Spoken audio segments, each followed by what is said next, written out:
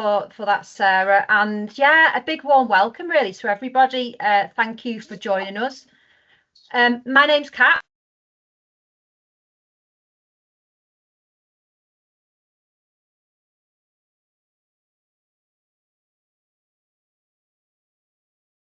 Sorry, you're on mute. You're on mute.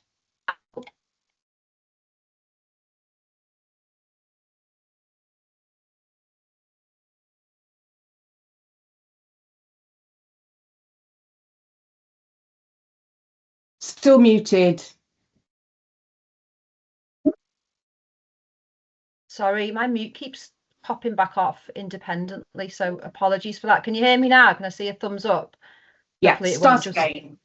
Pop back on. Yeah, so hello, big warm welcome, and thank you for joining us. I'm Cath. I'm going to be hosting this session today and running through everything with you. And like Sarah said at the start, this is the first in our new season of webinars, which are kindly sponsored by the LGA. And at CfGS, we are really, really passionate about overview and scrutiny and the impact it can have. You know, as the slide says there, you know, we love scrutiny. Scrutiny really matters. And we've got a great turnout. You know, the figures on the slide there, we've got 300 total sign-ups, 189 different councils represented here today, which is great to see.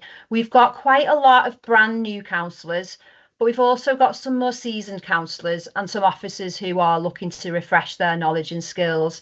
And we really do want everyone to get something from today. So there are some interactive elements. And for those of you just joining, Sarah's explained a little bit about what they'll be, but that'll be using the chat function and some word clouds and polls as we move through, but they'll be explained as we go. And yeah, if you want to engage in the chat now, start as you mean to go on, maybe introduce yourself and give us a sense of how much experience you've got in overview and scrutiny, that would be great. And yeah, I'm just going to move you on because I know there are a lot of new councillors and some of you may be unfamiliar with the Centre for Governance and Scrutiny and who we are. So we're a national charity and our mission is to strengthen democracy by improving governance and scrutiny. And we were founded back in 2003 to help councils implement more effective governance following the Local Government Act 2000, which actually introduced overview and scrutiny to England and Wales. So you could say, you know, scrutiny is part of our DNA. We do work primarily with local government, but not exclusively. So we do some work for membership organisations and really anyone who's looking for some guidance with governance or scrutiny. We do consultancy work, we do training, and we do some learning events like we're doing today. So what will be covered today, this session is a learning event. So it's not a training event and it is aimed primarily for those who are new. And that might mean that some of those more experienced officers and councillors on the call, you might hear things that you've heard before. But what we also want is for this to be really practical. So we're going to use our time to think about what good scrutiny looks like and how you and your colleagues can set yourself up to do it well. We've got a couple of experts joining us today. So we've got one of our own consultants. So we've got Natalie here. And we've also got Councillor McLaren from Chesterfield, and he's going to tell us a little bit about his journey and some insights when he was a new councillor that hopefully, you know, you'll find useful for your own journey as well.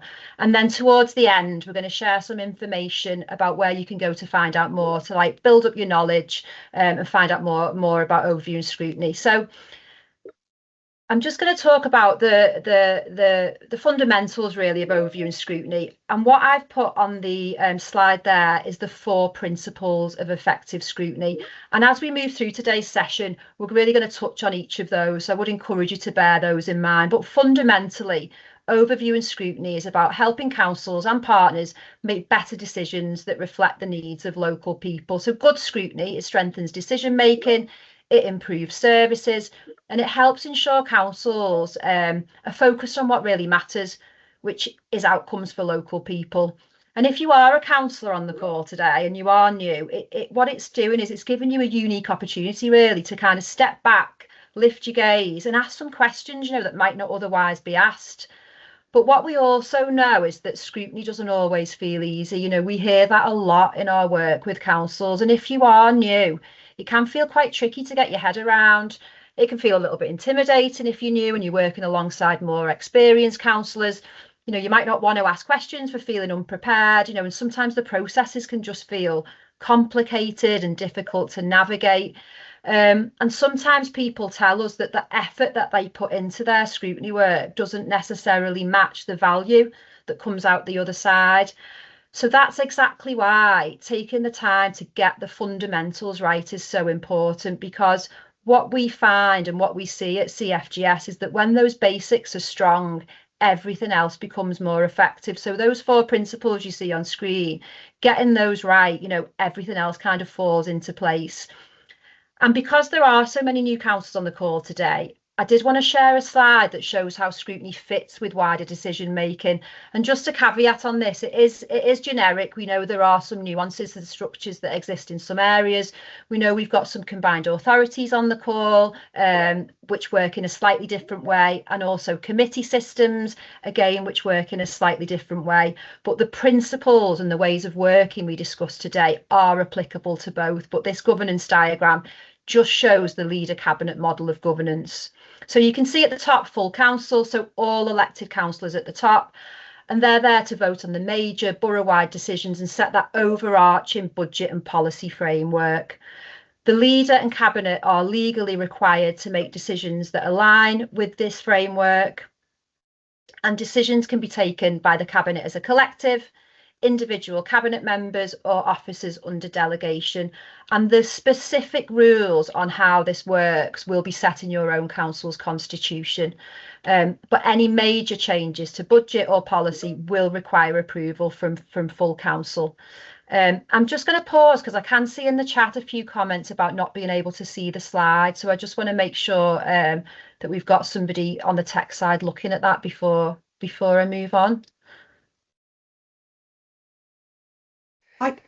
I can stop sharing, Cath, and I reshare. can see them all there. Oh, some people can see them. Sorry, it might be a mixed bag. Sorry, I just wanted to flag that just in case colleagues hadn't seen it. Irrespective, we can send the slides out afterwards if you bear with us. Brilliant. Okay, brilliant. Thanks. And sorry for the brief interruption there. Yeah, so overview and scrutiny committees are there to hold the leader and cabinet to account. So think of scrutiny as the check and balance, really, whereby the scrutiny of decision makers takes place in dedicated committees and task and finish groups. So scrutiny don't make decisions, but they can make recommendations based on their work. And also to note that councils who have a leader and cabinet model have to have at least one scrutiny committee, but what we know is that many councils have more than that, but you have to have at least one. So the slides will stop being shared now because I'm going to turn to one of our guest speakers, Councillor Gordon McLaren from Chesterfield Council, who's joining us today, and hopefully we can spotlight Councillor McLaren and he can introduce himself briefly. Hello, Gordon. So I think you've fallen into the mute trap that I fell into earlier. Hello, everyone. Hello. Good morning, or is it good afternoon? I'm going to go with good afternoon. Can you all hear me and can you all see me? Right. Thank you. So, introduction. My name's Gordon McLaren and I got elected to the council in 2023 and what can I say? When I went into the town hall, I thought to myself, what am I doing here? What am I supposed to do? And I just started off completely lost. So might that be familiar with some of you coming to be a councillor for the first time? Could you identify with that feeling?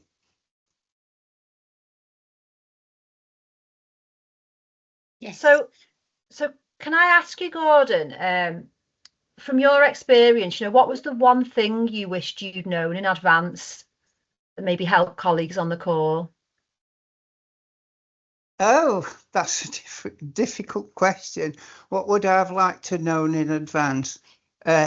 Probably the first thing was democratic services. They're your friend. If you feel lost and you want help, go to democratic service, say, I haven't got a clue what I'm doing, can you sort me out? And they'll save a lot of sort of panicking and sort of taken a longer time to get where you need to be and sort of start building your confidence to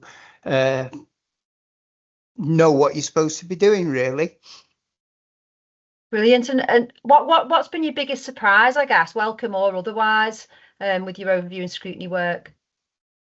I think the biggest surprise is, given that my lack of confidence, my sort of, well, how can I actually do anything here? I don't know anything. But if you just jump in with 2 feet right from the beginning and start asking questions that are sort of things that worry you, you'll find out that you won't get knocked back. You'll get supported by most people. That's really, so don't be worried about where you're starting from.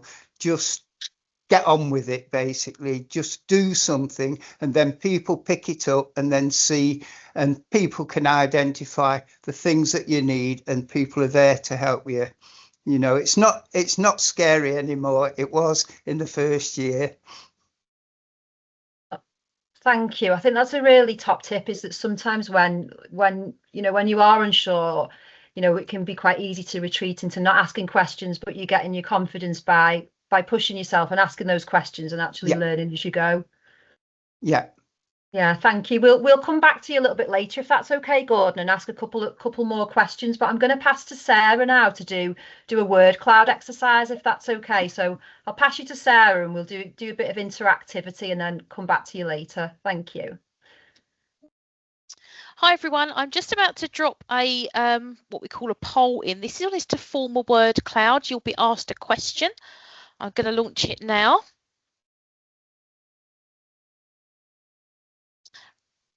And all you need to do is type your question into where it says enter your response and press submit, and we're going to form a very nice word cloud.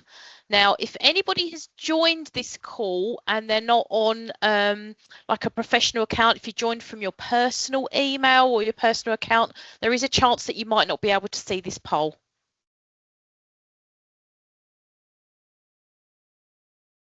I can see some responses coming in already. You will be able to see this in your chat. So there is a chance that you might not be able to see it if you've joined from a personal account or a browser. So I apologise for that.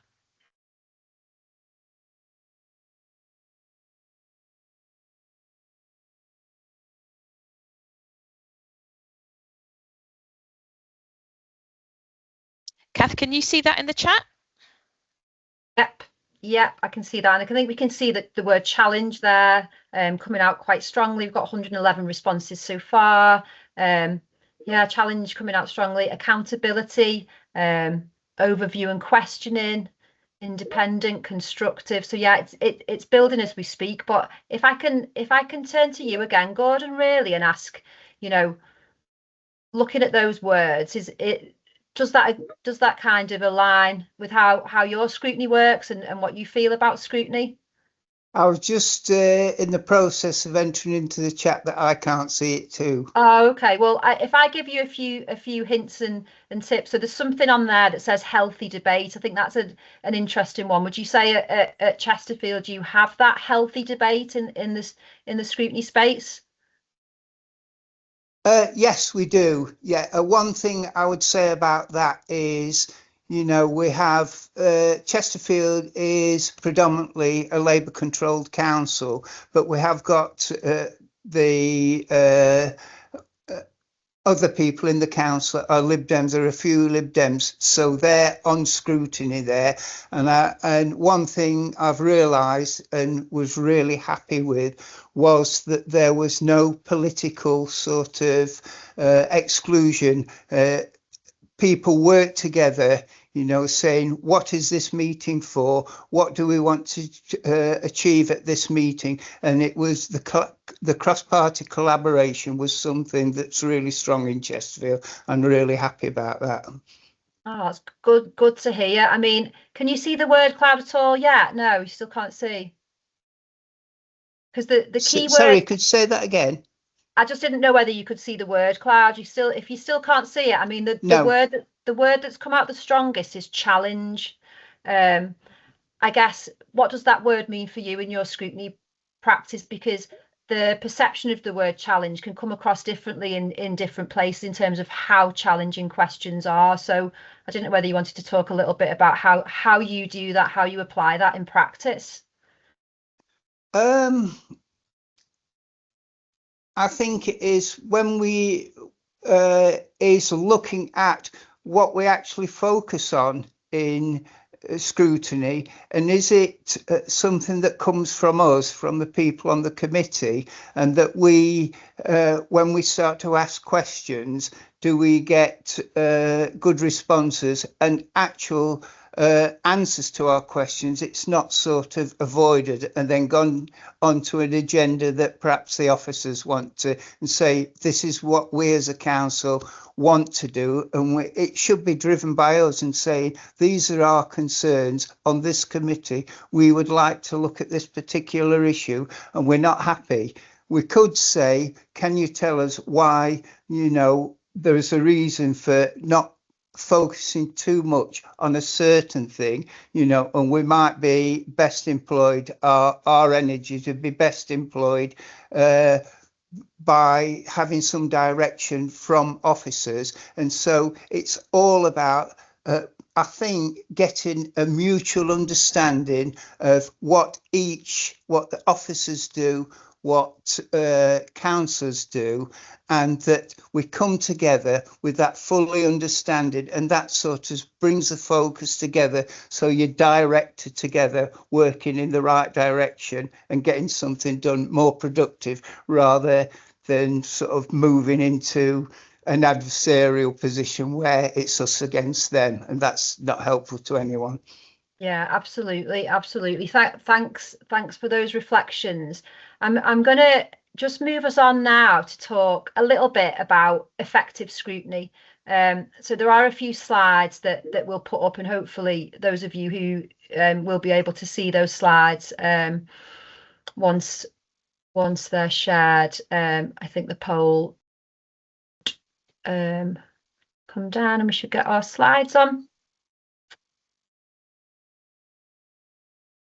Yeah, so just moving through, sorry, they've gone back to the beginning, so just bear with. Yeah, brilliant. So effective scrutiny. So building on what we've heard, you know, you've all contributed, and the words in that word cloud are absolutely, you know, what scrutiny is all about. But I want to move us to something a bit more practical.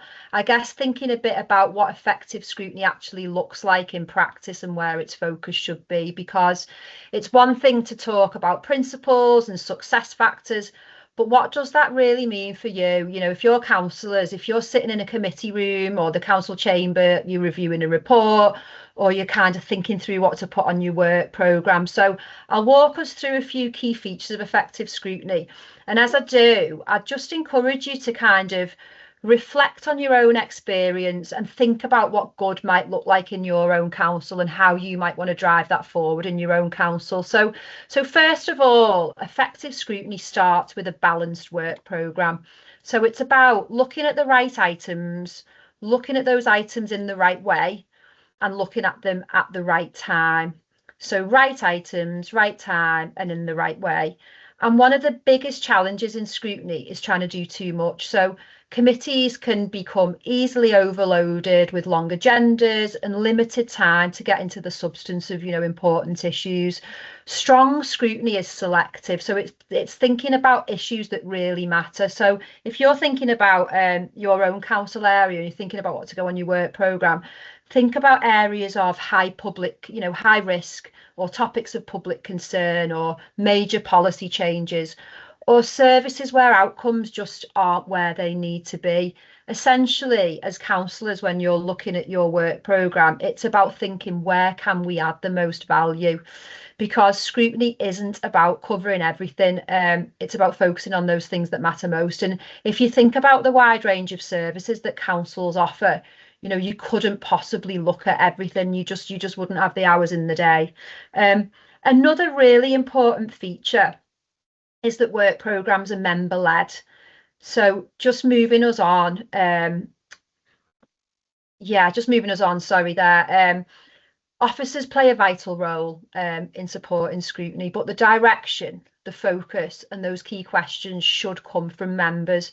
So effective scrutiny committees are confident in setting their own agendas, identifying lines of inquiry and shaping discussions. And that doesn't mean doing it alone. Thinking about what Gordon just reflected back, it means working with your officers, understanding that they're two different roles, the boundaries between those roles, and being clear about that and working together. So absolutely, it's member led, but use your officers. And I think Gordon mentioned that at the start about your Dem Services colleagues. They've got all of the information that you may need, use them. That's what they're there for. So work with your officers to get the support you need, because they are there to help you make this a success. That's what your officers are there to do, to support you. So do use them. Effective scrutiny is also evidence-based. So it's evidence-based, and that might sound really obvious, but it's incredibly important, because good scrutiny draws on a range of different evidence. So sometimes you may have a director in front of you telling you their perspective, or a cabinet member telling you their perspective, but also you need to think about performance data. You need to think about people's experience of that service, so resident feedback. You can also look at external research, benchmark what other places do, look at external research, and think about experiences from other staff. Think about frontline staff, think about maybe partners. It's about building a rounded picture. So rather than relying on a single report or perspective, think about bringing together different types of evidence so that you get a deeper understanding. And that might mean speaking to people outside of the council, but it will make your scrutiny more impactful when you've got a different range of perspectives there to kind of base your view on. Another key feature is that scrutiny is objective. And this is so important. Sometimes you'll hear scrutiny referred to as a space for councillors to adopt an independent mindset. And that was one of our 4 principles from earlier on, which I showed on screen. And by that, we mean that your work in scrutiny should be driven by a genuine desire to understand and improve. So not by predetermined positions or political point scoring, but by coming at it with a fresh perspective. And that doesn't mean avoiding challenge. Challenge was that word that came strongly with the word cloud. Strong scrutiny absolutely should involve robust challenge. But what we would say that challenge needs to be is evidence-led and focused on improvement. So keeping that in mind as you move your way through. Yes, challenge, but think about that objectivity, because when scrutiny is objective, it creates a space for much more honest conversations to be had. So I did say at the beginning, that scrutiny doesn't always feel easy. So that's what good looks like. But I think it's equally important to recognise that there are some common pitfalls that can get in the way. And these often need no introduction. Sometimes if I ask councillors, what goes wrong or what's the issue, and officers too, people can talk about that quite easily. So I've just picked out a few. The first one is challenges around engagement with cabinet. So what I said before, scrutiny is there to hold the cabinet to account, and for scrutiny to be effective, there needs to be a constructive relationship. So where your recommendations are taken seriously, your cabinet members are coming to scrutiny, they're open. And also, if you do make recommendations, there's a clear feedback loop in terms of what happens as a result. Another common pitfall we see is the dominance of the loudest voices. So in any committee, and those more seasoned councillors and officers will see this and hear this, is that there can often be a small number of people who drive the discussion. And it's actually the job of your chair to help ensure that all members can contribute. Because often when those loud voices dominate, it means that you're not getting a rounded picture. Your committee's not necessarily working on as a team. And reflecting back what Gordon said earlier as well around actually coming at it with that mindset that, you're new, but don't be scared to ask those questions. Speak up, use your voice from the start, and start as you mean to go on. Another pitfall, I would say, is a lack of information. or the wrong information, or even too much information. So as you can imagine, it is quite a tricky balance to get this one right. You know, too little information, well, that makes your scrutiny really difficult, but equally too much detail can really obscure, you know, things and complicate things, or obscure key issues. So the challenge is getting the right information. It's clear, it's focused, it's relevant. And as members, so as councillors, I'd encourage you, to be quite specific in relation to this, because I've been a council officer myself, and sometimes officers will want to over provide to you. They'll want to give you all the information that they've got to hand. But actually, as a councillor, when you receive a 400-page report, that can be quite counterproductive. It can be tricky. It can actually be unhelpful. So one thing I'd encourage you all to do, both councillors and officers on the call today, is think about the balance of this in your own reports and the information that you share between one another, and potentially just agree collectively, what do you want your reports to look like? What level of detail do you want to share? What is it that's useful to you? And agree in that together so that what you have as members is fit for purpose and helps you to carry out your role. So, just something to think about, really. And then finally, a common issue I see is a focus on key performance indicators. So people calling these KPIs, but a focus on data over outcomes, really. So performance measures are important in your scrutiny, but they don't tell the whole story. So effective scrutiny really does look beyond the numbers to understand the impact on people. And what I said earlier about additional perspectives is so important.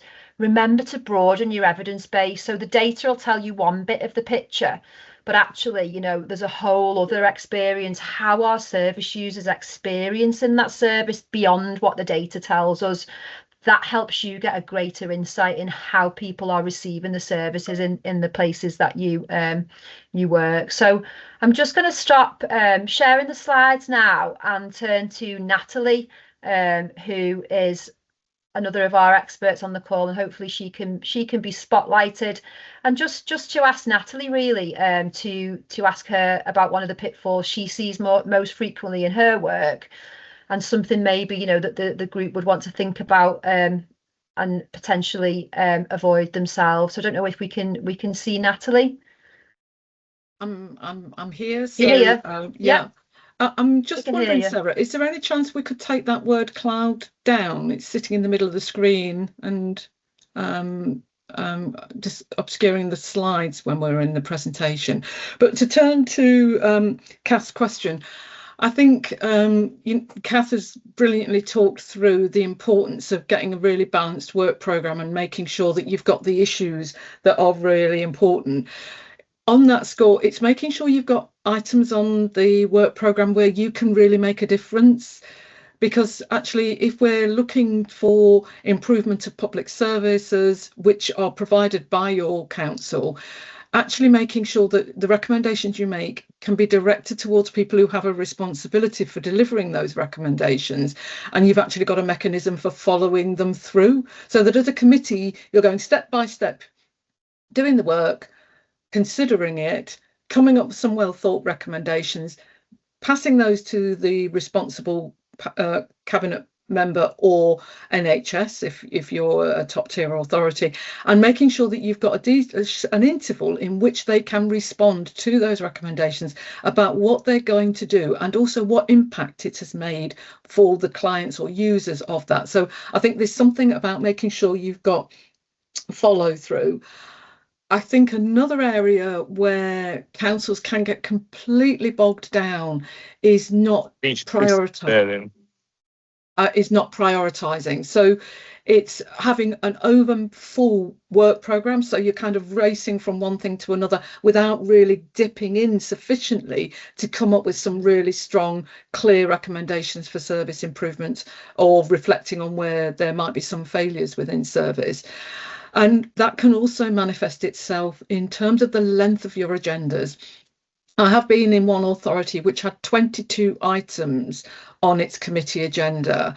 And even if you were sitting there for 3 hours, I would question how much you are able to really bring to any of those items. It's almost like a checklist that you've done all of those things. which you might feel is where scrutiny is performing some assurance role, which I'm not sure is necessarily scrutiny's territory. But again, it's being thoughtful about, okay, how much time do we really need to give to this issue, which may be really important to our residents, but all we've done is spend a couple of minutes on it. And on that point, it's ensuring that your agenda isn't full of to note or update items. Okay, I think it can be very easy to think, okay, we've heard a report on this, we'd like a progress update in terms of how it's going to be doing in 6 months to a year's time. My caution would be, reflect on what you're going to do with the findings of that. Do you want to revisit that piece of scrutiny? Because again, it's going to clog up your agenda and your work programme. Or could you manage it with a short update report being distributed to members of the committee outside the committee? And if people look at those reports and think, actually, there's something here that is still troubling me, they go to the chair and ask for either a briefing meeting or some other way of managing that, so you're not taking up too much time within the committee's things, the committee time. I'm conscious of time, Cath, so those are just two observations that I've noticed that are unhelpful for helping scrutiny members really deliver what they want to deliver.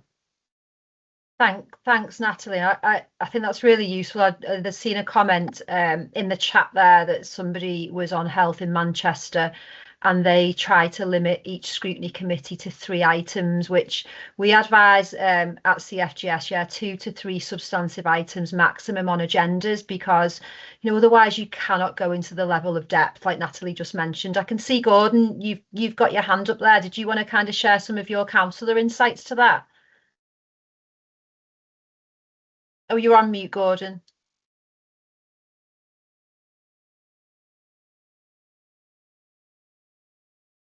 You're still on mute, Gordon. I didn't raise my hand, but I can come in. Oh, no, it's fine. Now. I thought I saw your hand, but don't worry. Yeah. What's been said so far is familiar to me. Well, right at the beginning, I had these thoughts and I thought, am I being unreasonable here to have these thoughts, to be critical like that? But as I've got progressed and become more involved in scrutiny, what Natalie's just said and what's been said about it, I had thoughts about, what do? Do we take in everything where we spread ourselves thinly, but we've covered things but not properly? Or do we focus on one specific thing and get in really deep to a level where we're missing things? So it's getting that balance right where the focus should be. And that, as I've at Chesterfield, we've got 2 scrutiny committees. I'm on Resilient Council, and then we've got an economic committee. So we look at different things, but there's a lot of cross things, and we come together as a united scrutiny often so that we're not duplicating things. So what's been said so far is familiar, and just as a councillor going on, I'm familiar with the dominant voices, but I can say now in my coming towards the end of my 3rd year, that's been addressed at Chesterfield, and you still got the odd one or two, but it's being dealt with. So, that's a positive. Thank you. I was just scrolling a little bit. There's a question in the chat for you there. I wondered if you could answer, Gordon, just saying how easy do you find it to work with the executive, and what is the secret, if you've got a secret to share with the group today? So that's from that was just from the chat. I wondered if you wanted to respond.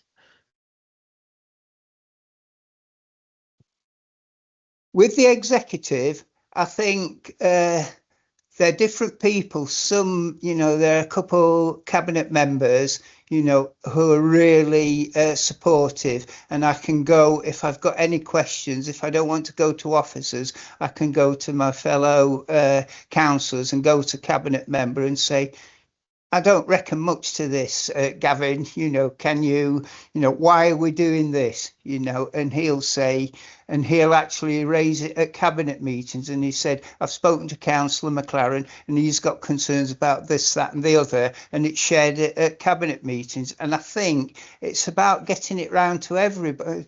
It's like scrutiny, where the scrutiny committees and talking to the officer in charge of scrutiny, we're working well. And I think with myself and our Democratic Services Officer for Scrutiny, we've got that shared understanding, but the effort is to spread it across the council, because it's not gone to everybody, and they need to realise what the benefits of having effective scrutiny is and get on board with it, and don't sort of be defensive again, embrace it and say it'll work better and the council overall will function a lot better.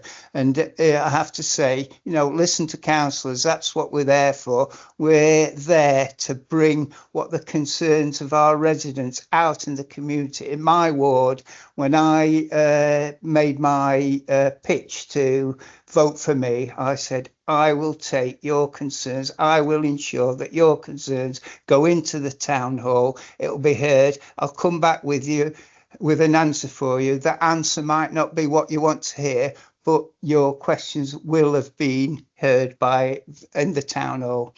And so, yeah, that's what we should be doing, working together to get the best outcomes for residents. I think that absolutely, if you think back to those slides I shared earlier on those 4 principles, and I said we'd touch on each of those in terms of effective scrutiny, amplifying the voice of the public is one of the things scrutiny is there to do. So it's brilliant to see, you championing that, Gordon, in your area. So I'm gonna move us on now to a polling session. So I'll pass us back to Sarah, who's going to open a poll, which hopefully you'll all be able to contribute to, and yeah, we'll see what comes back and chat about that. Thanks. Over to you, Sarah. So hi everyone, I'm just about to launch the second poll. This one's a little bit different, so I'm just going to give you a few instructions. This one is ranking. So what we're asking you to do, and there's no right or wrong answers here, it's just your opinion, to rank these approaches in terms of what you feel is the most to the least important. They're all important, of course. You will see at the side there are some arrows. You just have to click on the arrows to move your choice up and down. And when you're happy, press submit and your answer will be recorded. So just move your selection up and down using the arrows. The thing that you think is most important should be at the top and the least important at the bottom, although we understand that all of these things are important. So I shall leave you with that for a moment. And if you find after you press submit, the window is still in the middle of your screen, if you press the X at the top, it will go away.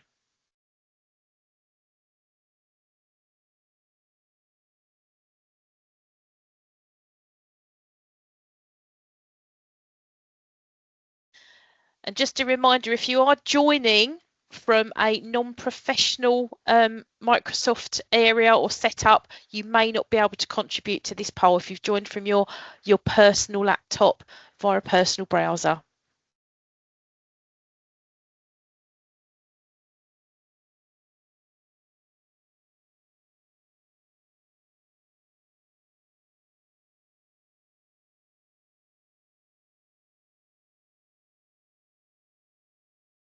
Kathy, you seen the results populate there in the chat?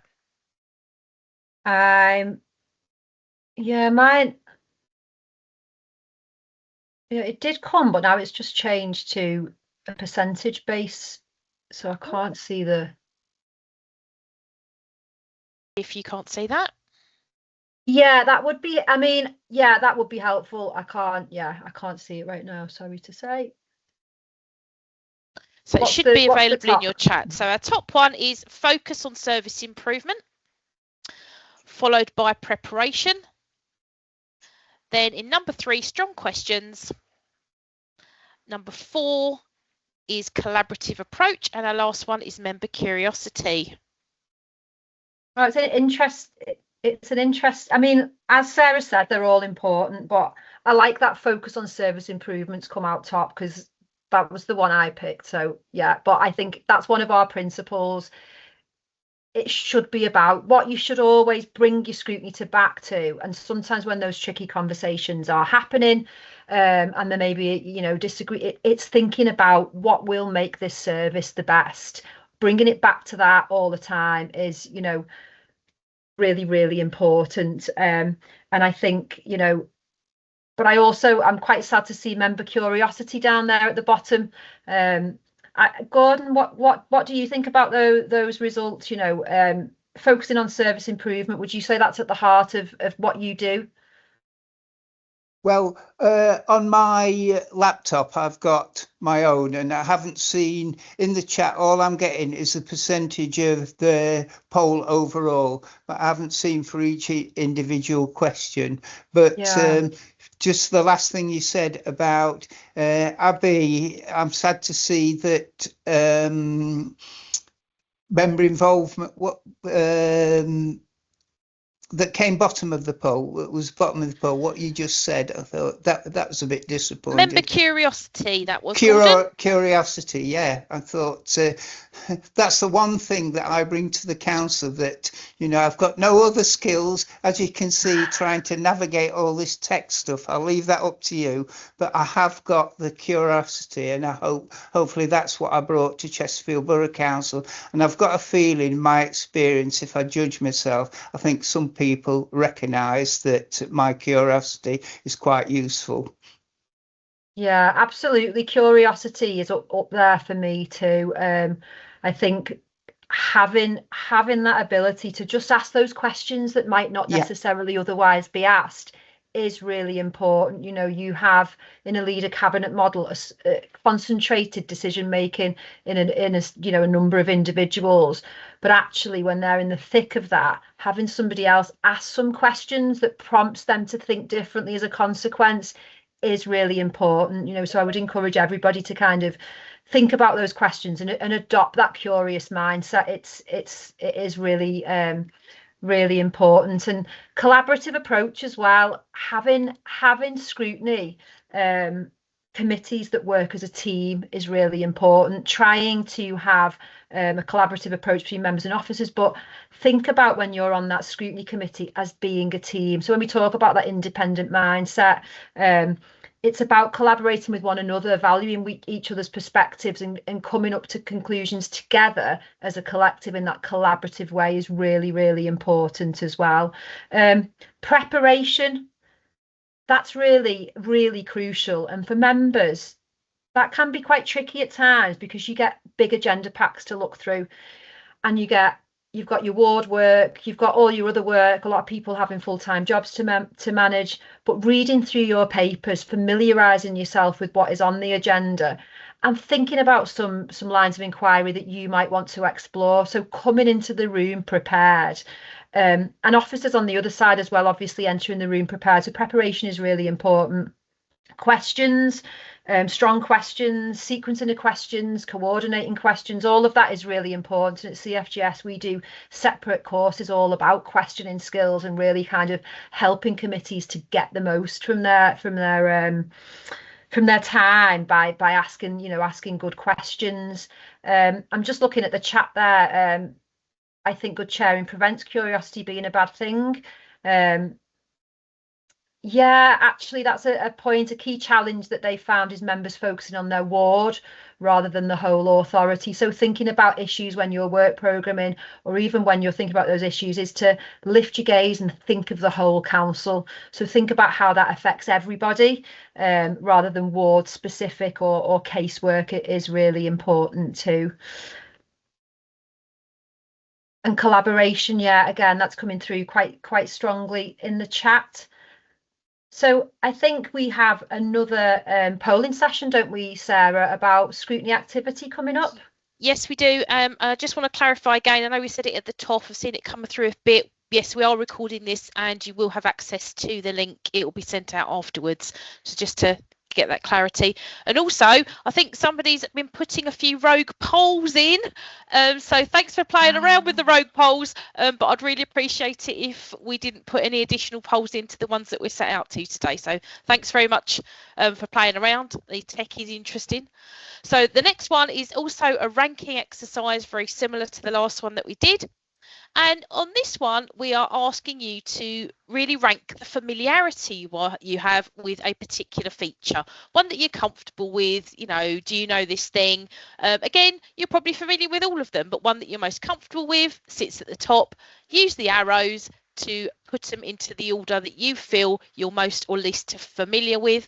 And when you're happy with that, please press submit.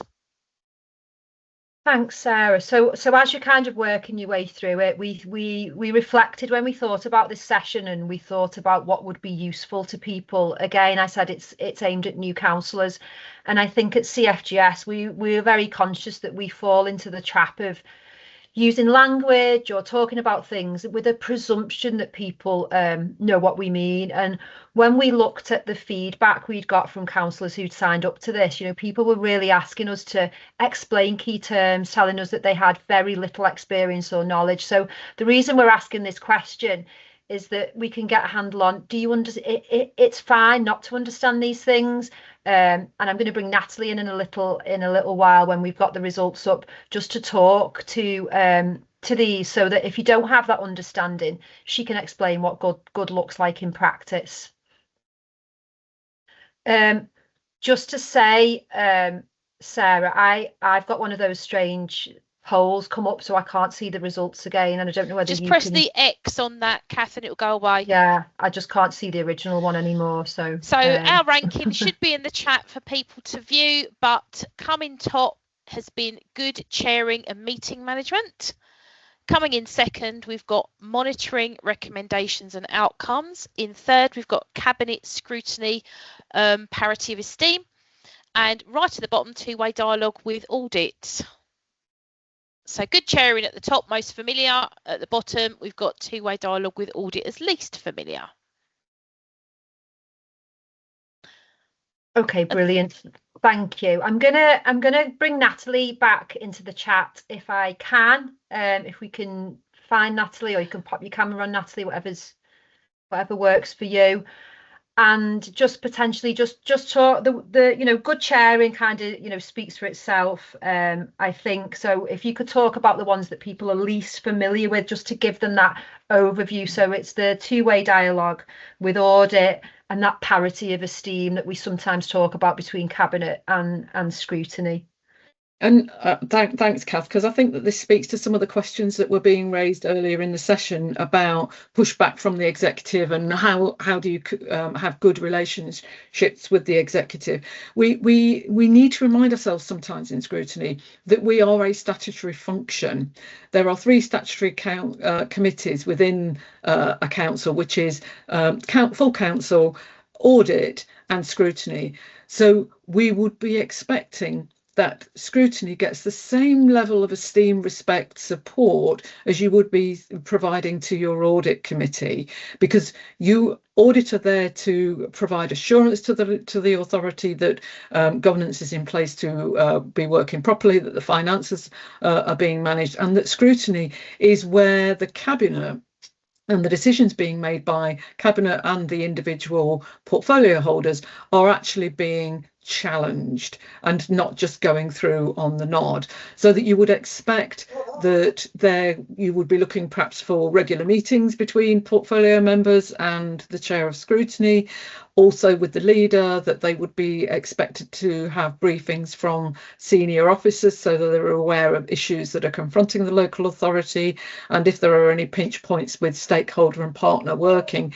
So the committee chair or chairs are able to share that kind of insight with the members of the committee, which will then therefore inform their work programme and actually how they prioritise their agendas. So parity of esteem is saying we've got the cabinet making the decisions, we need another block of members to just check out that we haven't got an overmighty leader, overmighty cabinet, just kind of railroading decisions, and that actually there is a thoughtfulness around how decisions are being made within the organisation and bringing in different views and perspectives on that.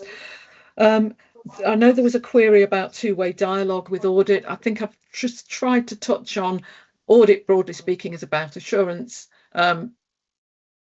Scrutiny is about accountability.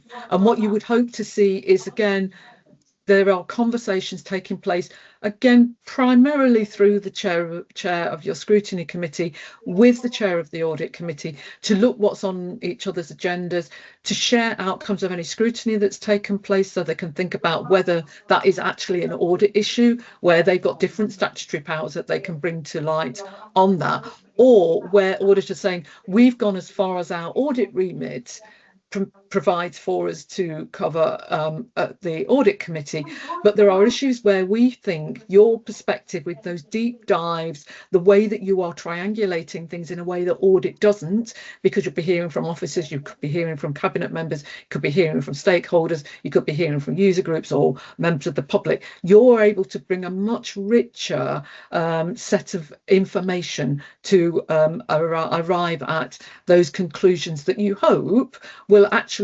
really highlight how well the service is performing and working to support the residents across your council area. I also wanted to just touch on something which came up in the chat, in terms of making sure that things aren't parochial. And again, I would add that as to one of the pitfalls is where members are not able to raise their gaze and look at what are the needs of the whole council area. There are other routes for you to pursue the ward issues that you may have, and if you're not familiar with those, take up Gordon's advice, go and talk to your DEM service officers, because they will be able to direct you where, if you do have an issue and you want some more information around it, who is going to be best placed to provide that for you. And I'll conclude there, Cath. Thanks, Natalie. I can just see a hand up. Is it Councillor Miller? Sorry, I don't know whether. Yeah, Birgit Miller. Yeah, I'm an ex-cabinet member and a newly appointed deputy chair of our People Scrutiny Committee, which is social services and housing and children's, as a sort of overview. And what I'm wondering is what is a deputy, because we've talked a lot about the role of chairs and we've talked a lot about the members, and I'm wondering where a deputy chair fits in that. What support do I need to be providing to the chair? What is my role how should I see my role, and how can I be most effective?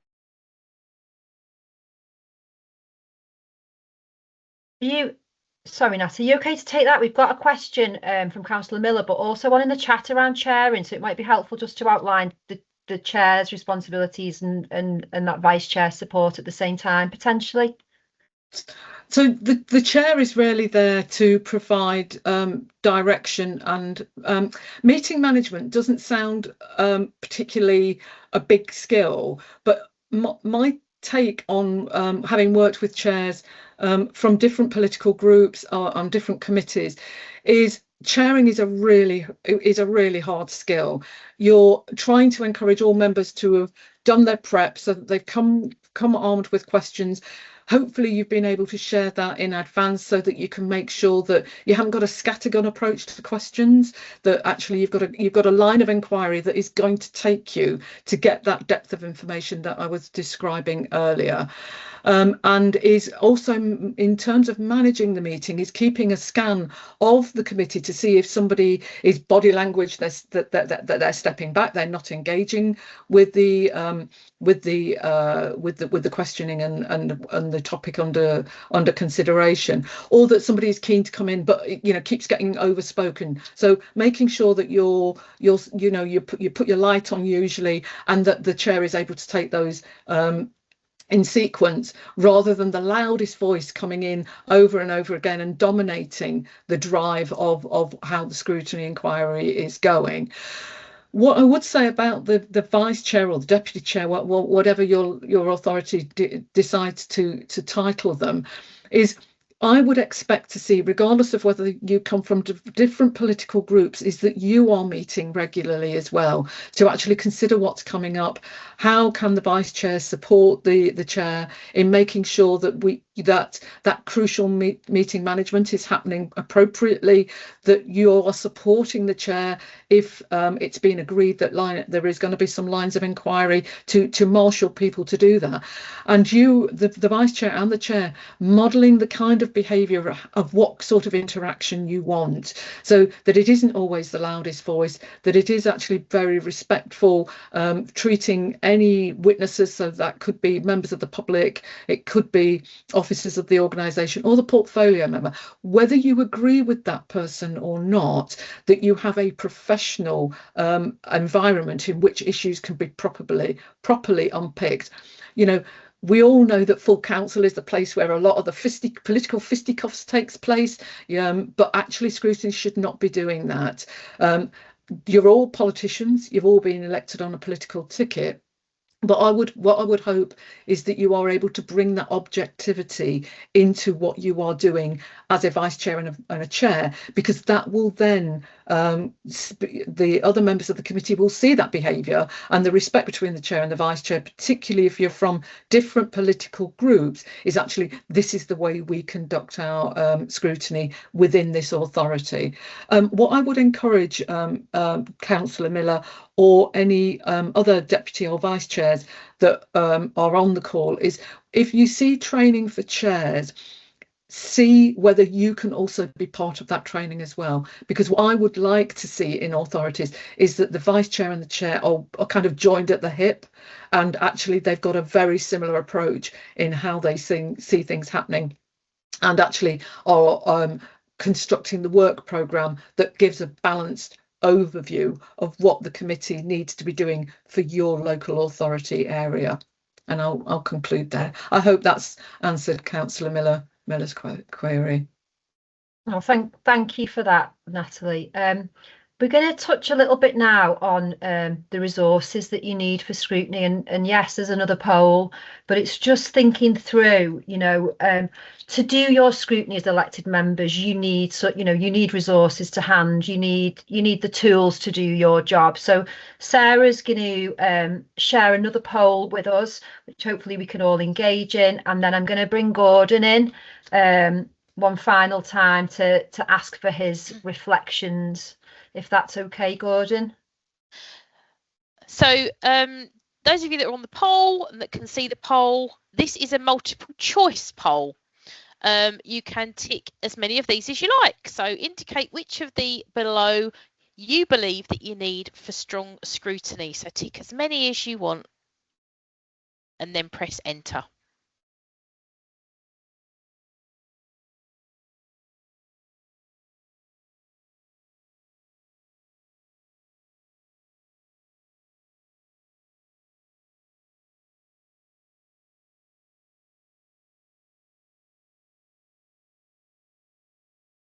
So I think they're flooding in now. It's interesting when you see the bar move in terms of the responses, and hopefully you can all see that. But at the moment, suitable environment has come out fairly low compared to the other options, and actually often councils don't give that much thought to the environment where scrutiny takes place, but often it is really important, because in some councils they may use their council chamber to do scrutiny, and that may be because they have webcasting equipment or they only have the kind of screens in there. But if you think about what a council chamber is used for, it's generally used for full council, and like Natalie said before, where that debate happens, and sometimes councillors can default to sitting in the same places that they sit for full council, and maybe adopting different mindsets and ways of working that they would do when they're in that environment, or it might give off a certain feeling. And really what we want in scrutiny is for people to work like a team. So actually that environment sometimes is quite important to try and think about, and there's been pieces of research done to say that actually sitting together in a horseshoe helps give that constructive, collaborative approach. It helps officers and cabinet members come with, you know, open, ready to share, whereas sometimes when you're in the environment and people are sitting and seated in certain ways, it can feel a bit more combative than it necessarily needs to. And I know in some councils they have, larger councils, it tends to be unitaries or county councils have committee rooms. So they might be away from the council chamber where you can all sit round a table and have that discussion. But I just thought I would flag that up, because in places where they do use their chamber, sometimes it's good to think about how you sit in that chamber in scrutiny as opposed to how you sit in the more formal meetings, because that can really impact on how you engage really and the outcomes you get from those meetings. So that one's come out the lowest for those of you who can't see it. So suitable environment has come out as the lowest at 11%. And then we're pretty tied close to the top. So relevant evidence, that's come out, you know, we've talked a little bit about that today, is that having that broad evidence base. So don't just rely on the report that is written or the person who's coming to present that report. Think about wider evidence, do some of your own research, have a look at best practice, come ready, come prepared with your, you know, having researched that. Timely information, we've talked about that, having information that's the right quality, the right detail, but also gets to you in good time, because you're all busy and you need that time to read and do your preparation. Engaged officers is really important. Again, that's coming up at 21%. It's really important that your officers who come are there and they're ready to share, and also partners as well. Any partners, you want them to come and you want them to feel safe and you want them to feel welcome, and actually for your chair and vice chair to have forged good relationships with those people beforehand, so that they're coming ready. Often partners, you know, they don't have they're not like council officers in the way they don't work in political organisations, so sometimes it can feel a little strange to them to go and sit in front of a body of councillors. So kind of helping them to feel safe as well is really important.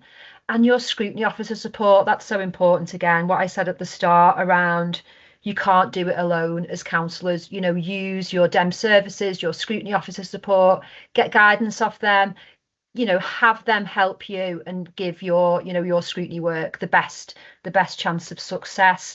So I'll just turn to Gordon now. Can you see that, Gordon?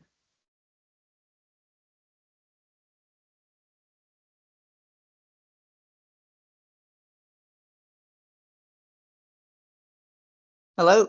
Oh, hi. Yeah. So you could see the poll as I spoke through it. I mean, what do you think is, you know, out of those kind of things that we've talked about that you see is maybe absent or maybe not as strong as it could be, and anything that you kind of done to change that or used your influence? Well, I'd rather make a positive comment and say, you know, when we have scrutiny meetings, we've got the council chamber, and we only use the council chamber if the committee rooms, which are a lot less formal environment, are taken up, and then we have to adjourn back to. But then that's right. People are somebody's sat up by the chair at the top, and then somebody's sat in their position at full council meeting. It's all over the place. So in the end, we say we'll go down and sit in the middle where the officers sit at the table, and they take the minutes and all that, and then we get round, and so we get round that when we're in the council chamber. But when we go and have our scrutiny meetings in the committee room, you know, we are sat in that sort of horseshoe area, and preparation for the meetings, when we've got the information well in advance of when the meeting is, so we can look through, you know. And I've gone back again to the our scrutiny office and say, what's this all about? Why are we looking at this? I don't understand that. So I can come prepared, you know, with a couple, one or two questions. I don't want to pretend to understand everything, but there's certain things that I'd like to share at the meeting and see if that raises or affects the debate.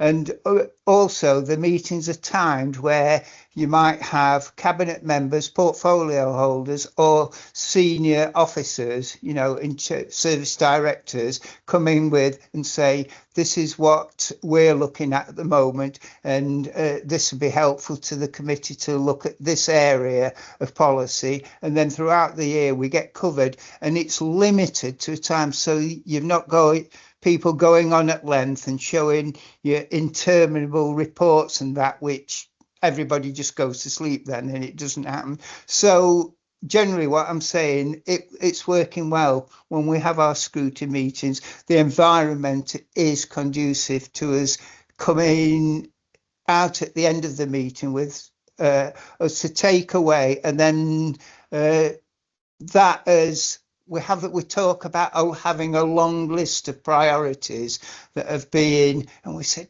which is important, but we've got that long list down now, and we're actually in a position that we've got, you know, the scrutiny agenda going forward now, and with a view to how things how is scrutiny going to be taken forward, given the local government reorganisation. Is that going to completely kibosh everything and things we've got to start again, or are we in a position that we're aware that scrutiny is going to be carried on, whatever formulation Chesterfield ends up with? Thank you. That's really useful. Thank you. I've just looked at a comment in the chat that I just wanted to share, really, about pre-meetings. Somebody said that they have a pre-meeting half an hour before the committee, where committee members discuss the questions they're likely to ask, so that it reduces duplication and allows things to flow more freely. And what I would say about that is it's really good practice. So it's good practice. And authorities often do that. Sometimes they'll do it potentially the week before. So after the papers are published, they may meet on Teams and just have a discussion about what are these papers, what might be the things that we'd want to ask. In this instance, they're doing it immediately before the committee, which again is great. And it helps the chair and vice chair then get a handle on what are the things that are likely to be asked and how might we want to sequence those questions, because often questions in scrutiny, there could be some really good questions, but what we find when we observe scrutiny committees is that they're quite scattergun. So, you know, you might all do your prep independently and have 3 questions that you absolutely want to ask, or 1 question you absolutely want to ask.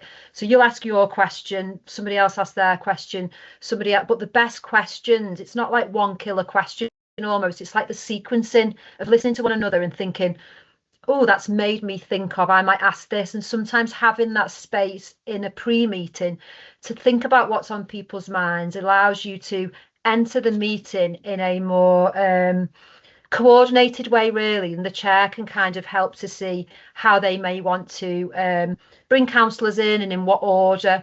It doesn't always work as smoothly as that, but it is really good practice. So I just wanted to pick up that I'd seen kind of shared in the chat as a useful tool that others may want to consider if that's not something that currently happens at your authority. And again, I think a point there around if there's something missing from the report. So often what can happen in scrutiny committees when they're actually, you know, happening is someone says, oh, we'd like to see more data on X, or we'd like to see more data on Y, and an officer may say, oh, we'll have to get that to you outside the meeting, and then the opportunity to do the scrutiny there and then is lost. Whereas sometimes if you have that pre-meeting, the person can come ready with that piece of information, and actually then you can do the scrutiny there and then. So sometimes that, you know, that is helpful. So we are going to move on. I think, did I see a hand? Sorry, I've kind of lost again. I'm not sure whether anyone can. Yeah, there is a hand. Birgit Miller, please come in. Yeah, quick question, because I've come to this, I was at the other side of the table before. For me, as a cabinet member, one of the most effective things was to have scrutiny of a policy at the very early draft stage, and it actually triggered a change in the policy. The officer and I went away and worked on it, and we did actually change and brought some other things in that came directly out of the scrutiny meeting. What proportion of scrutiny do you think should be pre-decision, and what should be post-decision? So I think, you know, locally you probably need to think that through as a councillor yourself in terms of what works best for you. absolutely what you say about the timing of that. So what doesn't work well is when pre-decision happens from a forward plan that is too late in the day for scrutiny to do anything about it. So it may come 2 or 3 weeks before the scrutiny committee, and it's a bit of a regurgitated top and tailed cabinet report, for want of a better explanation, goes to scrutiny, and there is very little scrutiny can do at that point to influence. So absolutely what you've just said is, if you've got good forward planning processes and things are on well in advance, as a committee, as a chair and a vice chair, you can say, right, we know this is happening, and actually we'll look at this now in advance, and we may have a deep dive, or we'll get all the, and then that decision will be a stronger decision, or will have been better informed or shaped by our views, because you will have been able to have that influence earlier on. In terms of the balance, again, yeah, I would say it depends on locally what you want to do. Some people split out their agendas, so they'll have pre-decision, post-decision. I've worked recently with a council who have overview committees, and they have scrutiny committees as separate entities, so doing the pre and the post in separate ways. There are different ways of doing it, and absolutely scrutiny should be locally determined. It should be up to you to think what works for us, and how will we get the best from our scrutiny, really, I would say. Is that okay? Is that helpful? Thanks. So I'm going to move us on, and I think what I promised at the start, because I know there's a lot of new people here, is to give you all a sense of how you can find out more, really. And if you are interested in finding out more and getting your learning, I'll get Sarah now. I think, Sarah, if you could share your screen and show our website would be helpful. Just for those of you who aren't familiar, we have tons of stuff on our website, and it's a really great place to go for more information. So one of the most popular features on there are our practice guides. So pretty much everything I've talked about today, like I said, it's not training, it's a learning event. I've skimmed the surfaces of a lot of this stuff. So questions, demonstrating impact, finance, working with the executive, so working with cabinet. So just ask any of you to kind of, as Sarah shows the contents there, is there any of those you want Sarah to click into? If anyone wants to do a fastest finger in the chat, Sarah can click into it and show you how those practice guides work. Or maybe just choose one at random, Sarah, whichever you want to do. If you want to choose, what's a good, well, they're all good ones. I need to say that, don't I? They're all good ones. Which one do you want to choose? You choose your favourite, Sarah. Let's look at planning and priority setting. Yeah, so planning and priority setting. So if Sarah just kind of scrolls her way through it, what we've tried to do with these practice guides, on the right hand side, you'll see what they cover, and you can click into each of those elements. And then as we move through, it really just talks you through each of these things in a really step-by-step way, and you can dip in and out of these at your kind of leisure, or if you're grappling with something, thinking, oh, well, we're going to do our work programme, what's best practice look like? Have a look at one of our practice guides. We've tried to make them really accessible so that you can think about how it might work in your local area, really. And just to say, as you can see there, there's tons of stuff in there, and you can expand each of those. We've even put hyperlinks to other areas in there, and I couldn't count actually when Sarah shared the practice guides. Do you know off the top of your head how many we've got? There's quite a few on there, isn't there? Yeah, I think we must be near to 15 now, I think, and yeah, adding all the time. Yeah, we're adding all the time. And what I would say, if there's things, it's really good actually to have so many new councillors on the call, because if you are, kind of building up your learning and there's things that you think are missing, please tell us, because we can always kind of put extra stuff in there. They're designed to be really, really practical. That's how we've aimed to do them. But I guess the message from CfGS more broadly is that, any problem that you have with your overview and scrutiny, we can help with. We have a range of learning events. So like today that we put on for free, we have the practice guides, and we've got a huge back catalogue on our resources page.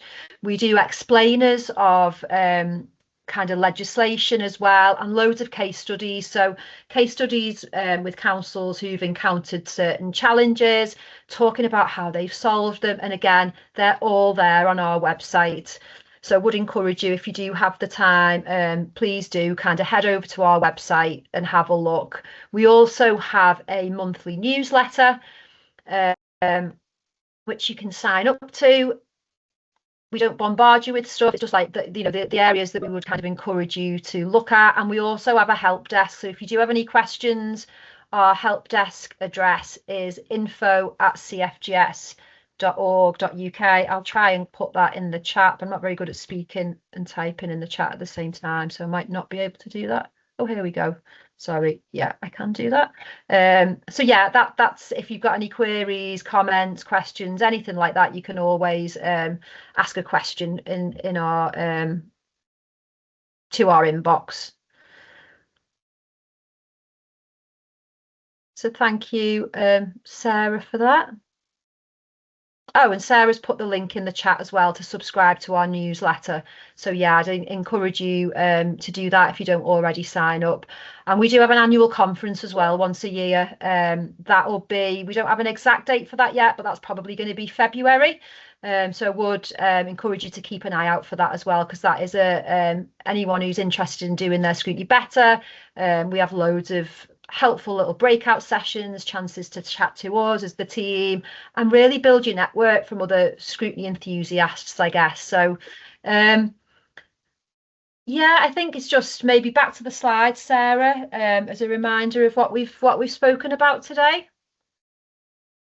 I mean, from me, I think what we've heard is that, you know, great scrutiny starts with choosing the right topics. You can't do scrutiny if you're not choosing the right topics. And that's why I would say, you know, effective work planning is so important, getting that right at the beginning. So as you're new and you're new councillors, thinking about what are those topics that will make the biggest difference, because that kind of sets the tone for everything else that follows. You know, we've also heard about scrutiny, keeping the right level of focus. So you're there to provide oversight. You're there to see the bigger picture. You can't get lost in that operational detail. You know, it absolutely isn't about volume and doing loads of stuff. It's about doing fewer things, but doing them really well. And that is far more powerful than trying to do everything. You know, in scrutiny, I would say like less really is more. And as councillors and officers, really, you know, your attitude is the critical success factor in all of this. You know, I've loved seeing all the engagement and the enthusiasm in the chat today. You know, lots of questions, and sorry if they've not all been answered. We have tried to keep an eye on it, but you'll appreciate it's a lot of people in a busy session. So hopefully those questions have been answered. If they haven't, and there's anything that's really spinning around, please do use that info address, you know, and one of us will get back to you. But yeah, just, you know, for me, it would be great to see, you know, your energy and engagement here today, you know, carried forward, I guess, into your meetings, your preparation, your task and finish reviews. You know, that curiosity, that openness, and that the willingness to kind of challenge and be constructive are what makes scrutiny work really well. So yeah, I guess it's just like never underestimate the value that scrutiny can have. You know, it doesn't make decisions, but it shapes better decisions. You know, it should improve outcomes, and it should make a genuine difference to the lives of local people who live in your area, who work in your area, and who visit your area. So I think, like, going back to that slide at the start, you know, yeah, just encourage you to kind of go forth and love scrutiny as much as we do, really. Yeah, and I'll just pass you to Sarah, because I think she wants you to do a little evaluation on today, just so that we can learn from what we've done and make them even better for you in the future. Thank you, everybody. That would be lovely. We've just got one hand up, actually, Cath. Oh, sorry. From Judy Fillmore. Hiya, Judy. Hiya, thank you. Excuse me, I just put it in the chat, but I'm really curious about this. So if you make if you have scrutiny on a decision that's already made in the cabinet, how is that scrutiny? Because surely you're scrutinising decisions that have yet to be made. So if you're looking at something that's happened, you're reflecting on, has it realised the outcomes that it should have realised? So for an example I might use is that they may agree a certain policy. You obviously can't overturn that once it's been decided, but what you can look at is, did that policy deliver what that policy intended to? If it Right. was targeted at a certain group, did it, the outcomes that it was intended to deliver, is it delivering those? Is it meeting the performance targets it should be doing? Is it, so check in about, is it realising its intended outcome? Is it having the desired impact? So that's kind of your way of looking at it. That's how I would describe it anyway. There is, in terms of decisions that's made, there's a process called calling, which has a distinct period of time in which you can call a decision back, but that is a certain time frame. So once that's passed, no, you can't overturn anything in that sense, if that makes sense. Yeah, thank you. Okay, thanks everyone. We're getting towards the end now.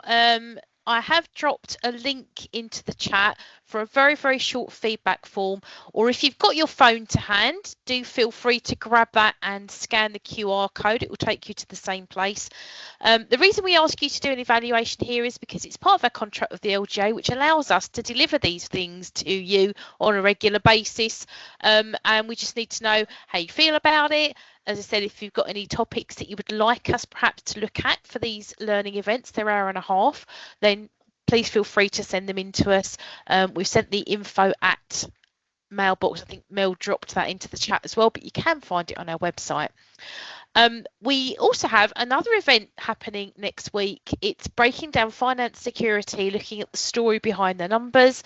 That's happening on the 17th of June, and that's an evening one. It starts at 5:30. I've popped the link in the chat, but if you missed that, you again can go to our website and you'll find that under the events tab. So thank you so much for everybody. Did you have any last words, Cath, before we let these lovely people go? No, I don't think so, unless anybody, did have any questions or anything they wanted to raise, but other than that, no. Thank you very much for your time. Thank you. Thank you. Thank you.